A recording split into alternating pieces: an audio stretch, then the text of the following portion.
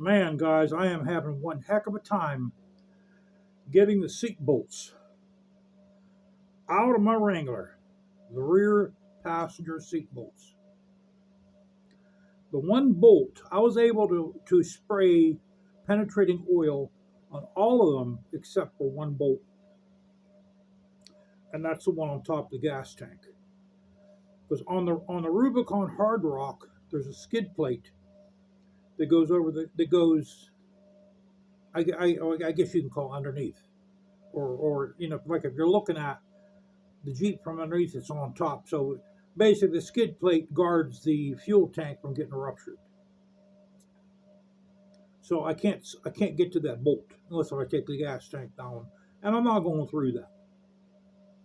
So I need an 18 millimeter inch drive short socket, which I don't have. I have all deep wells. And what's happening is with the long socket, it's real hard to hold the socket, and that's even with that 25-inch bar I have, I need two hands to move the breaker bar. But with the long sockets, I got to hold the socket while I'm doing this. Otherwise, since the socket's so long, it'll come off. So I could have sworn I had a socket. I just checked my big toolbox in my other garage there, and I don't have an 18 millimeter socket. So I got to buy a socket set or one socket. And we're talking about 2-3 weeks now. I'm trying to get these bolts off. Because the seats have to come out. It's easier for my dog to jump in the Jeep with the seats out. Man, I'll tell you. I got to show you guys this torch I bought. All right. Now you guys know that this color propane tank is a hotter gas. For those of you that don't know that, for all the gals out there, when you go in, if you're looking for a propane tank, if you're going to try plumbing yourself, the blue tanks are propane gas. The yellow tanks, I believe,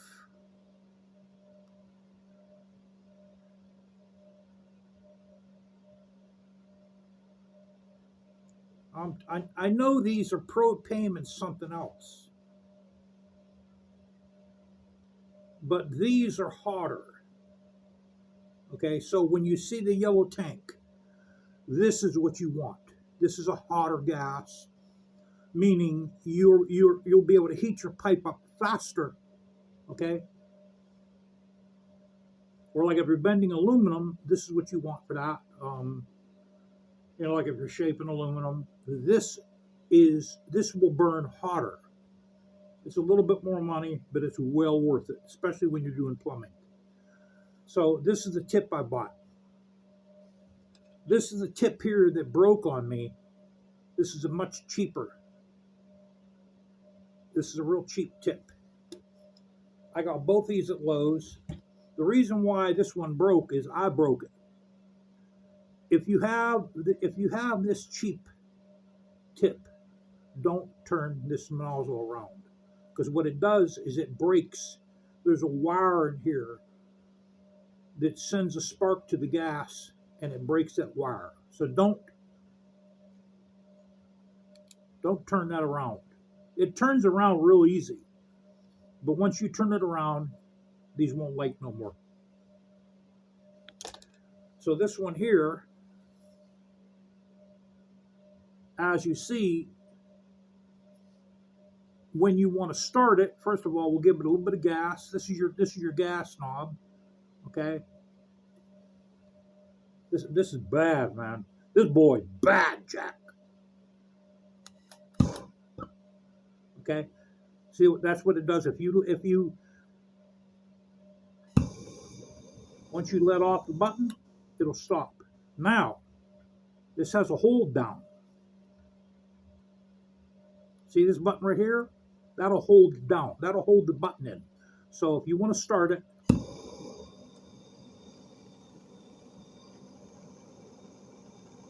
here you go. Look at that, man. Boy, bad, Jack. Then you press it in again, pops it up, and you can stop it. What I do is when I'm not using these, I unscrew this. But this is a Benzomatic. I got this at Lowe's. I have two of these. You can get the gun and the tank with tax in Pennsylvania. Everything comes to $72 with the gun and the tank. Just the gun alone, I think it's about $36, $37. But this boy's bad, man. I mean, this is Michael Jackson bad.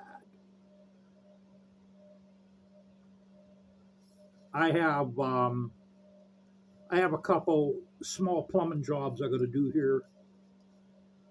Matter of fact, there's a pipe in here that broke like 15 years ago, and there's a pipe in the other garage. My garden hose pipes. They broke like 15, 20 years ago. I never got around. I never found the time to do them. So that's going to all have to be fixed before I put this house up for sale. Now this thing's made out of all metal, guys. It's all metal. This thing's all metal.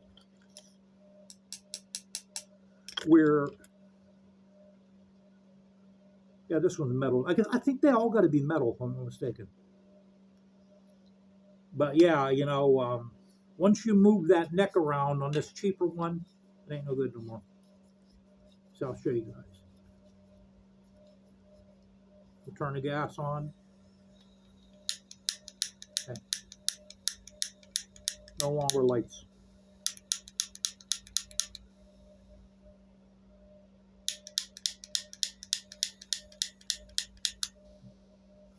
I guess what it does, it breaks the wire in there or something.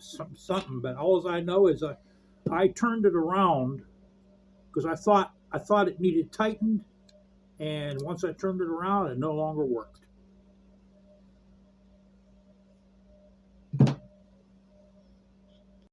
Okay, now what I'm going to do on the Harley is I'm not putting the conchos all the way around. What I'm going to do is I'm going to go 1, 2, 3, 4. Okay, or maybe how many we got 5 here. I'm going to go 1, 2, 3, 1, 2, 3, 4, 5, and then we're going to go 5 up this way. 1, 2, 3, 4, 5, and they're going to both be about an inch away from the studs. So we're going to have 5 going this way and 5 going that way, and that's it. What I'm going to do here on this one is I'm doing something a little different. Okay? I got 2 ideas. I'm going to either go 5 here, that way this will match the seat. It'll be 1, 2, 3, 4, 5. We'll put 5, well, in the middle is going to have 6, because we got 1, 2, 3, 4, 5, 6. So 5, 6, and then 5, same another saddlebag. Or I'm thinking of making a corner plate out of aluminum. I'm going to have it polished. Okay, just a plate here, and then the conchos will go on top of the plate.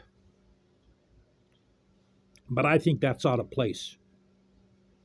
I think I'm gonna have 5 here, 5 here, and 6 here. Same as the saddlebag, and then 5 and 5. Done deal. That's what I'm thinking of doing to this. Oh, let me show you guys what else I made, but I didn't put it on the bike yet.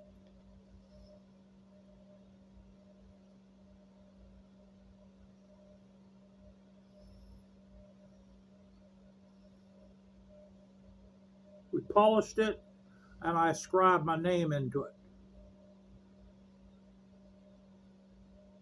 The back is sanded. I'm thinking of putting this on one of my upper license plate bolts. Here, I'll show you guys. Before I show you guys that, this was a ring. This was one of my biker rings. You know, and all I do, guys, is I JB weld these bolts, these screws on. That's all I do. I still gotta sand the JB weld off with JB weld on it. I still have to finish the backs of these too. But you know, for your license plate bolts. Now you could buy these, but not like these. So I'll put that. I'll put it on with my nameplate. I'll show you guys. It looks something like that, guys. I wanted to put it on this bolt here, on the center one, but that's not long enough. Maybe once I get a longer one, maybe I'll put it there. But for now,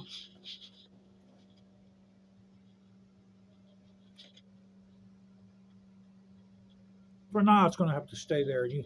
I think you guys see my skulls I made. They're both different. They're both not the same. My bone down there I made that out of a piece of aluminum, guys. That took me probably about 8 hours to make that boy. That bone, I made that bone. See that bar up there? That bar right there, that's aluminum. That was a strut I made from a Honda Rebel. I have another one of those. And all I did is I made that from a grinder. I used my grinder. I have the cutting wheels. You know, I took a lot of what I did first. I drew a picture of it, and then I cut it away with my cutting wheel. And then I have a grinding wheel. I ground that. I ground most of it away with the grinding wheel. After the cutting wheel shaped it, I used the grinding wheel on it. Then I used my Dremel. Then I have like 60 grit. I used, I think, 120. Then I used 400. I used like 600, 800, 1,000. Then I used 3,000. I used 7,000 sanding paper. And then I polished it. And that probably took me maybe even 10 hours to make it. You know, and don't ask me to make one of those for you guys, because they are hard to make. They are very difficult to make those. They take a long time to make them. And you get this aluminum dust all over you, which is toxic to animals and people. But I have 80 of those mini conchos coming in. I have 80 of them. So I need 5, 5, 5, 10. I need 20 for the seat. I think I counted 46. Then the reason why I want to put 5 on the corners of the saddlebags is because the seat will have 5. You know, and the eyes and the mind catches that on a lot of people. So 20 for the seat, 5, 10, 15, 20, and then 6 and 6 is 12. It's 36. Yeah, 46. I'll need 46 conchos. And then that leather band I made from my Citizen's watch, I'm going to put some on that. I'll put a bunch of them on that. So I'll probably be doing the seat and the saddlebags. I'll probably do that Thursday night or Friday night, guys. You know, and it's just a matter, guys, of putting that tape. You know, get the tape, put the tape on there. Then you measure it off with a ruler. Mark it with your little magic marker, and you drill holes. Drill the holes. I think it's, if I'm not mistaken, I think it might be either. I think it's 3/16. I think the hole's got to be 3/16. Then that's it. Take the tape off and put the conchos on. Yeah, I can't believe I'm having a hell of a time getting them damn bolts out. Nothing, you know, guys. I'll tell you something, man. Nothing comes easy for me. That's been my entire life. Everything I have comes real hard, you know, and everything I have. See these two hands right here? These two hands have literally gave me everything I own. I have never got nothing handed to me. Never. I actually got my knuckles back. These used to be all calluses from setting floors, from doing tile floors and marble floors. You know, because you'd crawl around like that on the floors. You know, like I said, you don't see any tile setters anymore. No, you don't see no marble men, no terrazzo guys anymore. They're all gone, man. That trade gone. That trade vanished. You know, I all the terrazzo guys. Terrazzo is like they're gravel floors. They grind them down to shine them. It's a you won't see terrazzo anywhere but in Italy. It takes a lot of skill. I don't think I'd even be able to do one. But all the terrazzo guys are Italian or Spanish. You probably see terrazzo work in Spain too, but that trade's gone here in America, guys. It's gone. It's history. You know, the tile work, I'll do tile for myself, but I won't do it for the general public anymore. I have to do our master bathroom. I have to tile. I have to tile that shower, the floor, and then I got to put a glass shower door up there. You know, because 4 or 5 years I'm retiring, guys, and I've got to do all this major stuff to this house before I retire. Because once I retire, we might stay here for 1 or 2 years, and after that we're going to move. Or if I can come up with the money, I'm gonna move way before then. You know, $80,000, $90,000 isn't a lot of money to a lot of people, but for me, that's a lot of money, guys.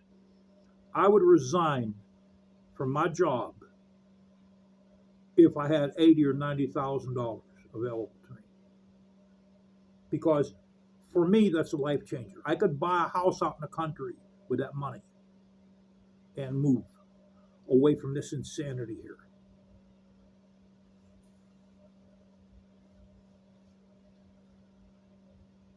So, all right, guys, I'm going to publish this one here. I wanted you guys to see that torch tip I bought, and you know, if you have that cheap one, don't turn that head around, don't turn that neck around. If you do, it's not going to work anymore. You know, when you buy these things, they don't tell you none of that. They don't tell you. They want you to do that. That way, you have to go and buy another one.